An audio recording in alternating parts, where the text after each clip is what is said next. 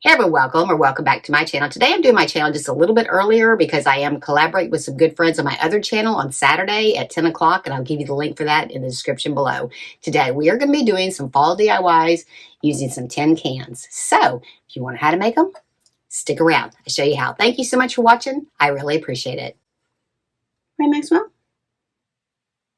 Okay, for this first one, I'm just going to use 3 cans and I'm going to paint them with a rustic orange paint. After I painted them, I'm taking some burnt umber paint and I'm going to take a chip brush and I'm going to start distressing them. Now I'm going to go around the side of them, not up and down, just around the side, and I'm going to distress them quite a bit. And if you're not real into the rustic look, you can just use a little bit of the brown, but if you do like a rustic vintage farmhouse look, then definitely add plenty of the brown. And I'm just going to go all the way around it, and I am going to do the top as well. Next, I printed these labels from my computer. I'll give you the link for these in the description below. All the labels for the projects today will be on one sheet. I'm just kind of doing them as I'm going along. And I'm doing 3 of these for this project because I think these look really good in clusters of 3. Next, to distress these, I'm just going to kind of take them and kind of wad them up a little bit, different ways. And this just kind of helps break down the fibers to give it a little bit more vintage look. And you can fold it a couple different ways. And then we're going to take it and we're going to tear around it. You're going to cut off all that black area. So you're just going to tear it, and just don't tear it perfect. Just kind of tear it kind of sloppy like. And you're going to go all the way around the label just like that. This will give it a little bit more of a worn look. And then if you don't like the vintage look, then you don't have to do this part at all. Just skip this part and you can just keep your label just like it is. Okay, next I'm going to take some Tim Holtz Distress Oxide in the walnut stain color, and I'm just going to go all over this label. Now you can put this light as you want to or as heavy as you want to. I kind of did right in the middle, but you definitely want to get the entire label. So I'm going to attach my label to my can, so just kind of roll it up so it does have a curve around the front part.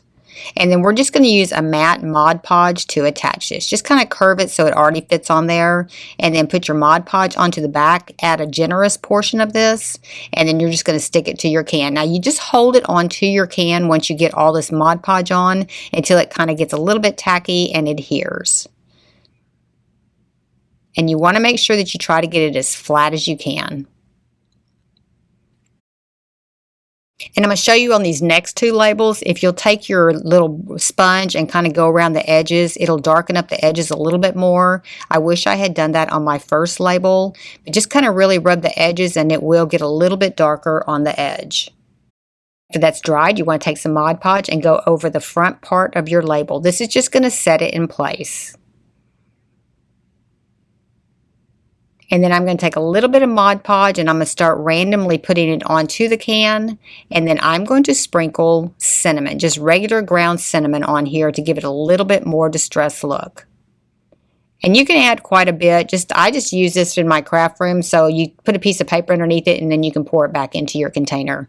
But you want to add quite a bit on here and then just hand brush off the rest of it. And then I did get a little bit onto my label as well, just to kind of blend it all in there together.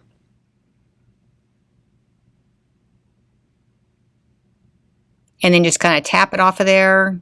And then in a minute, you can start brushing it off of there once the glue has dried. Once my glue has dried, I'm just going to take a chip brush and I'm going to lightly brush this to get the rest of it off of here. If you get any that you missed where the glue was on there, just put it back on there. But you want to try to get the most of it off of there so it's just not everywhere. And I'm going to put a little bit on the top as well. And it's so much easier if you just pour it and then you can just put it back into your container. Okay, after I had let it set up for about a couple of hours, I'm coming back in here and getting the rest of the fine pieces off of here. This just gets all the what's left off of here because we are going to seal this. And I'm going to seal this with a clear matte acrylic paint. And this just really seals it in good and gives it a little bit more of a rust look. Next, I got these wooden stems on Amazon. I'll give you the link for them. And I'm just putting one in the center of each one of my 3 pumpkins. Next, I got this preserved Spanish moss from Michael's. It's going to be green when you get it. And it is kind of thick. You have to kind of tear it apart a little bit. And then we're just going to put it right around the top part of our little containers around our stem. And I am adding quite a bit of this. And this is not near as messy as just regular Spanish moss, and it looks so pretty. And I'm just going to put glue all the way around the top and then just attach that to the top. And let it hang over the edges a little bit. It makes it look really pretty. And then I'm going to do my other two exactly the same way. Okay, next I got these leaves at Hobby Lobby. They're just little wooden leaves. You get a bunch of them in a bag. And I'm just going to use a dark brown paint on these just to kind of give it a little bit of a stained look. And I'm just doing the top only on these. And I'm just going to attach them with hot glue right to the side.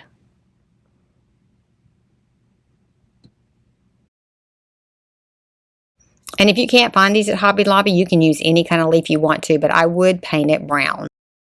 Next, I got this little fabric bundle from Amazon. It's just a fall fabric bundle. I'll give you the link for that. And I'm just going to use the checked ribbon on this. I'm just folding that in thirds because I'm going to use one for each one of my pumpkins.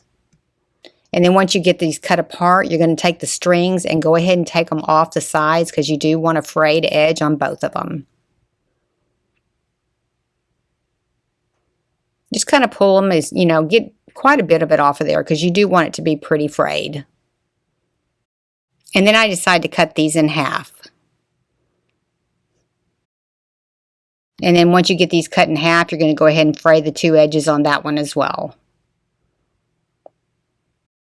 Okay, then I'm going to take the two ribbons together. I'm just going to tie them around my stem and then just kind of spread them out a little bit. Just kind of push them all the way down. And then cut some angles at the bottom of them. And then I'm just going to add a little bit of glue to the very back part just to hold it down onto the stem. Okay, look how cute that is. Just taking a simple can and turning it into some fall decor.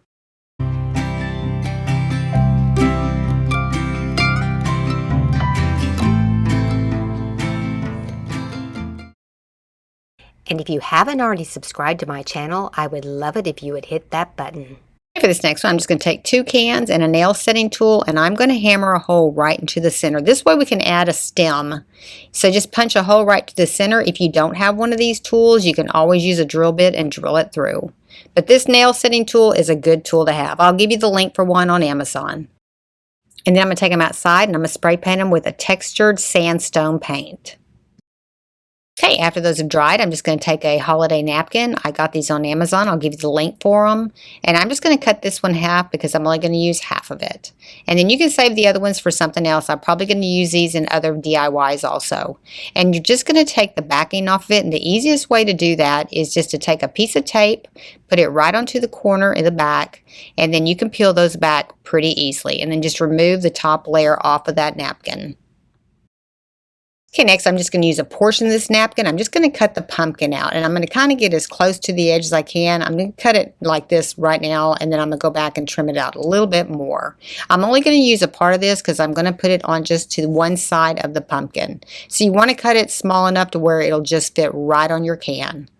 And you want to cut as close to the item that you're using because you don't want a lot of excess paper on the outside of it. So cut as close as you can and then just trim off as much as you need to so it will fit on your can and you don't have a lot of overhang on the side. To attach it to my can, I'm just going to take some matte Mod Podge and I'm going to paint onto my can. Now this is a textured paint that I used on my can, so you are going to have to kind of press your piece onto it and you'll get all the shape of the can on your little pumpkin. But put a generous amount of the Mod Podge. It will dry clear, so don't worry if you put too much. And then we're going to take some plastic wrap to press this down. So just get it on there, and then we're going to add a little bit of glue to the bottom part and then tuck the edges in on the bottom. Just kind of lightly use your finger just to start with, and then we're going to finish it out with the plastic wrap to really get in there and get into those grooves. That way you won't tear your paper because you're not going to get your glue to stick to your fingers, and then just push it into each one of those little grooves, and then that will look pretty much like it's been painted onto the can.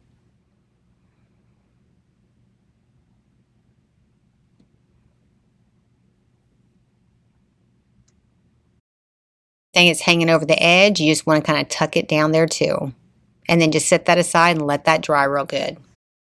Okay, after that's dried, you want to go back in and put another coat of the Mod Podge over the top just to seal this in. Don't skip this part because it's real important to get this sealed in, so if any moisture gets to it, it won't mess it up. Next, I've added another label that you can download and print out, and we're just cutting this with a paper cutter. Now, you can cut this with regular scissors if you want to. I just was trying to really get it straight.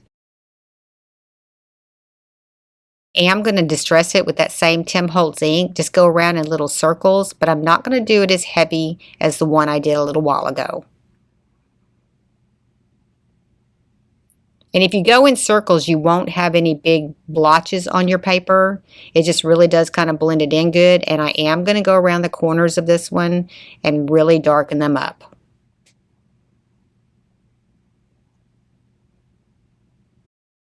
Next, I'm going to take a piece of burlap and I'm just going to cut it out so I have about maybe a 1/4 inch overhang on the outside of my tag.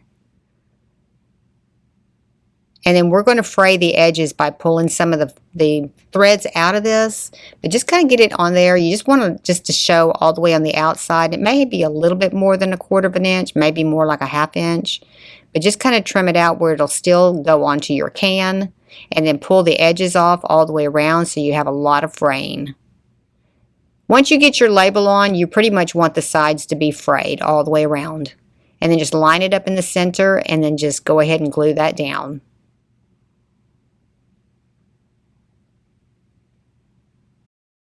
Then we're going to glue this to the back side of the can that we just decoupaged, and you're just going to glue where the paper is. So just go right along the edges of where the paper is and then glue that to your can, and it's just gluing it right to the back side.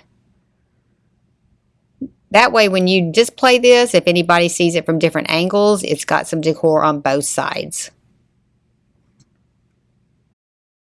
And then I decided to come back in with my distressing ink and distress the sides a little bit more and my burlap as well. Just kind of blended it all in together. And then just go ahead and put some of the distressing ink onto your can too. Just kind of rub it on there. Just to kind of give it a lot more of the vintage look. It just had too much of a clean look to it. And then be sure and do the top as well.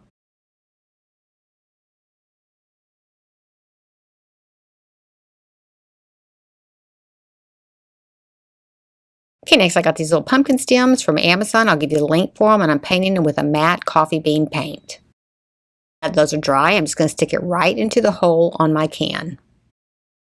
Next, I'm going to attach some Spanish moss right to the top, just to kind of dress it up a little bit.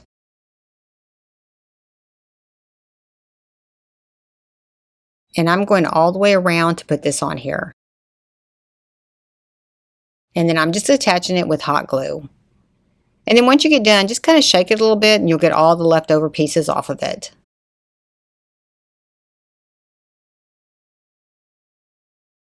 But I did put a generous amount on here. Next, I got some fall leaves. I think I got these at Michael's, or I got them at Hobby Lobby 1. I'm just going to use several different colors on here to kind of blend with the decoupage that I did on the can. I'm going to use 3 different colors per each one of my cans. And I'm just kind of fanning them out next to the stem. But go ahead and cut the little stem on the bottom of them off so that they do set flush against that stem. And then I'm just going to start gluing them on. And then I'm going to overlap them on each side so they kind of span out a little bit.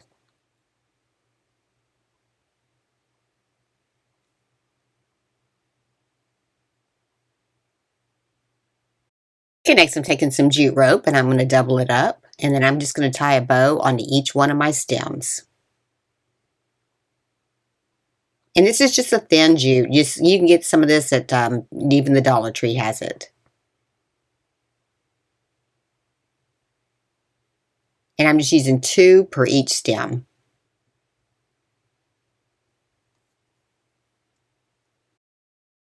Next, I'm taking some floral wire. This just has some brown paper around it, and I'm wrapping it around a 1/4 inch dowel stick several times so I can make some tendril. And I'll give you the link for this. You get it on Amazon. And then just kind of spread it out in the center and then just wrap it right around your little stem. And then just kind of shape it out a little bit. Okay, I think those turned out so pretty. Let me know what you think in the comments.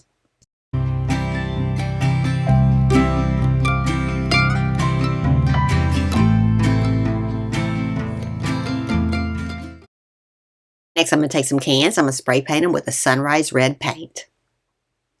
After those have dried, I'm going to take some crimson chalk paint and lightly go over them just to kind of dull them down a little bit. Now, you could have painted this with just a regular primer if you wanted to.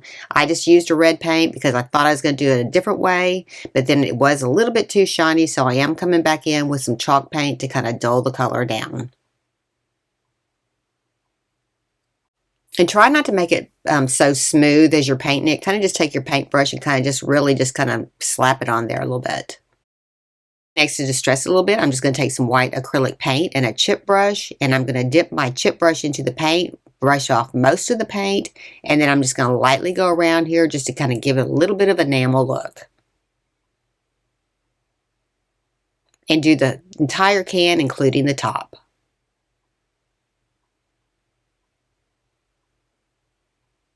And this is going to be an apple, so we got a recipe here for an apple pie. Just cut your tag out, and we're going to glue this onto the can. And that's actually a real recipe. You could actually make an apple pie with that recipe. To distress it, I'm using some of the Tim Holtz Distress Oxide in the Antique Linen. And I'm just using a little finger dauber to do this. Just kind of go around in circles. I use this color because I thought it looked more like a pie crust. It kind of blended with the theme. And I am going to cover my entire label with this color. And you can do this light or you can do it dark. It just depends on how much pressure you're adding. And next, just like we did on the last can, I'm just going to cut a piece of red burlap just to go onto the back of this label as well.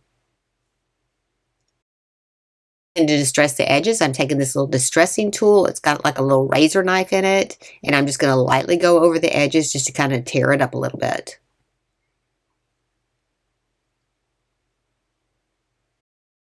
And then to keep my burlap straight, I'm going to glue my tag onto it first, and then I'm going to finish cutting it out. It just made it a little bit easier to keep the fibers straight up and down if you do it this way. And then I am just cutting out about 1/4 inch all the way around. And then I am going to pull some of those threads so that you do have frayed edges all the way up to your little tag. Attach it to our can. We're just going to glue onto the paper portion of the back and then just wrap it around our can. Don't put it on the burlap itself or you will see it. Then to give the edges a little bit of separation, I'm coming in here with the Tim Holtz Walnut Stain and just doing the edges of the tag. And I am getting it on the burlap as well. Just kind of gave it like it was a baked look.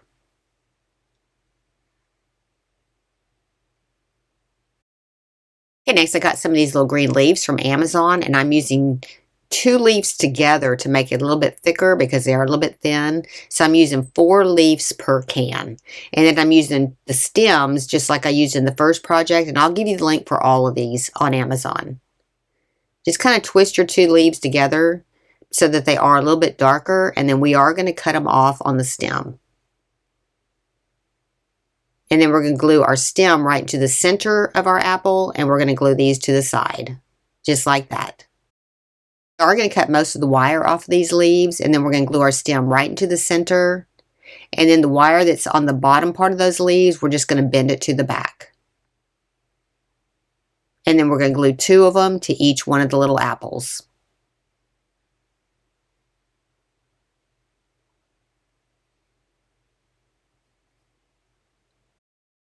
Next, I got these little wooden pumpkins from Hobby Lobby, and we're going to paint them red to make them look like apples. And then we're going to paint the stem green. And I'm just using crimson on the red, and then I'm just going to use a leaf green on the top part. Okay, for this next part, I'm going to use some of the Fast and Final Spackle. Then I'm using a piping bag with a little flower tip. And I think that's what they call a number 2 tip. Next, you want to mix up your spackle really well, and then you're going to go ahead and fill your piping bag. And you can always put it back into your container if you have too much. And then we're just going to pipe a little bit of icing onto each one of the top of the cans, kind of like it's whipped cream for a pumpkin pie.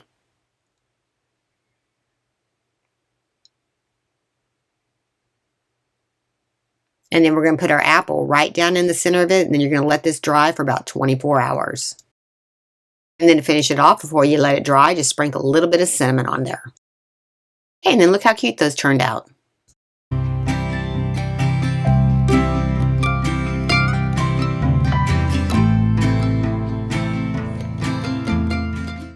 Okay, I hope you enjoyed the video today. I hope it gave you some inspiration. If you like these kind of videos, be sure and give me a like, subscribe, and ring that bell to be notified when I have a new video upload. Thank y'all so much for watching. I really appreciate it. And if nobody's told you today, you're awesome. See you next time. Thanks for watching.